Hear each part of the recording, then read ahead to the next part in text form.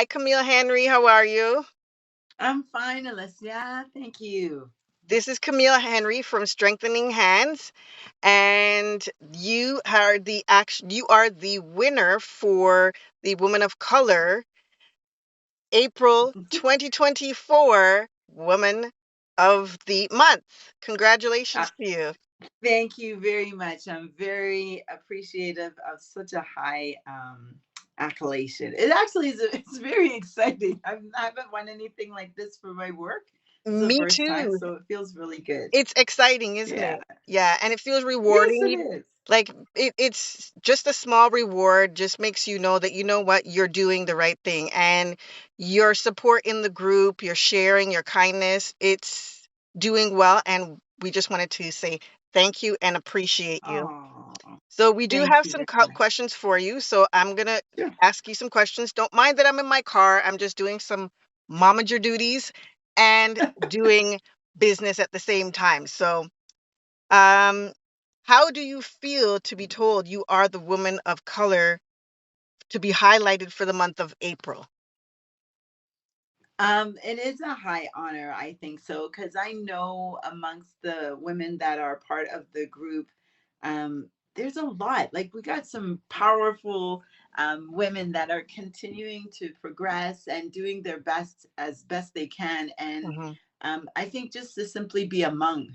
For me, I'm fairly new entrepreneur. Sometimes I'm tripping over myself, but even the words of encouragement that people send almost every morning, ways of people, what they're doing, finding out about their interests, it actually feels very welcoming to be in such Hmm. a group. Yeah. And it's not like we're competing amongst each other. We're just, I don't know how you could say, but bigging up each other, Yeah. but truly Sharing building and each other. caring.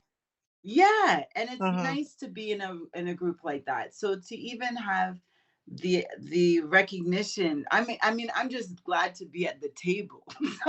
So it's wonderful to know that I'm being highlighted for the work that I do. Yeah, and we appreciate it.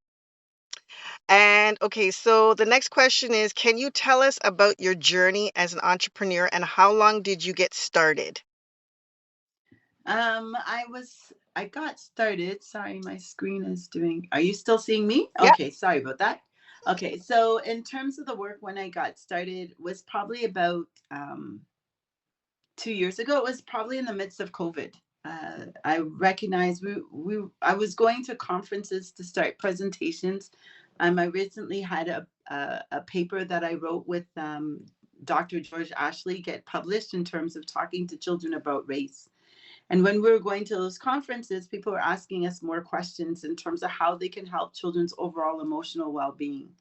Well, in the midst of COVID, I know children were struggling, Hmm. and I wanted to know what can I do truly to be helpful. Hmm. I was looking at books to try and help with children, and I found the books that I was finding wasn't pinpointing necessarily. It was telling children how to feel, but Hmm. it wasn't necessarily telling them, like giving them a voice in the conversation within that. Hmm. And as a result, I just felt like, okay, maybe I can create something that would be helpful.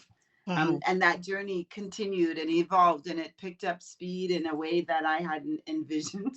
But I'm glad to be here.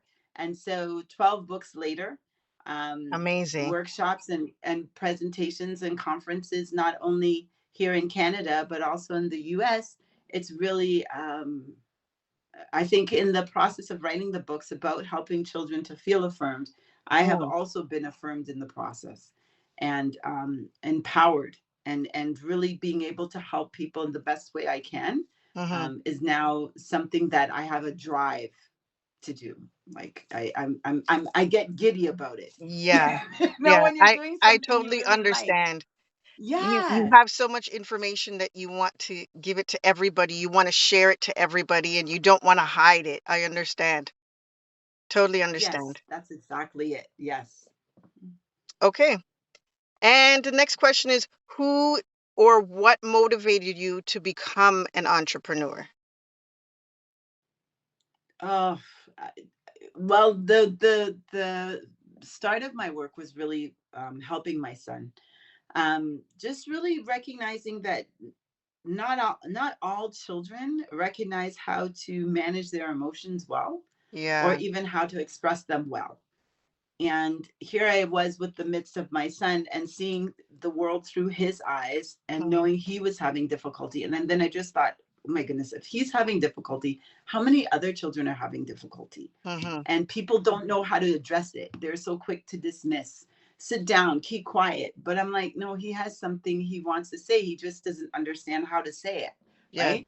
Um, there's children that are neurodivergent and don't know the cues, social cues, in terms Yes. of how to manage or what you should do when you're in this situation. And so that really, it's kind of like my son, but it's also children collectively, and Mhm. recognizing the challenges that they've had, and if there's a small way.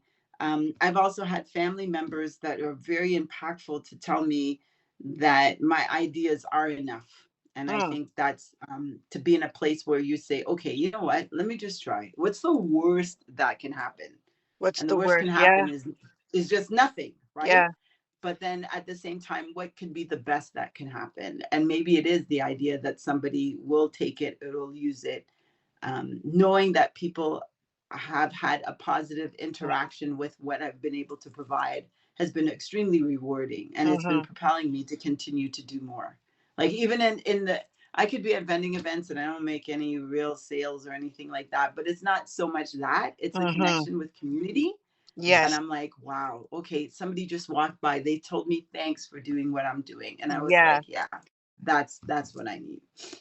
And this was all during the pandemic where you realized the need for, if your son needed your assistance, then the other kids out there could use your assistance. And yeah, their social cues, learning their social cues, and without being interactive with other kids, you're so right. They needed your Exactly. support. They needed your guidance. And parents needed to learn how, because they're always in school. We all got stuck in the house and we all ended up having That's to right. learn how to cope with our kids and also do our work. So I'm glad that you were able to sit down and help channel some avenues for Oh, people thank you. to, be able to learn and grow from your books. And kids can learn and grow from your books also. It's amazing. It's really Thank amazing. you.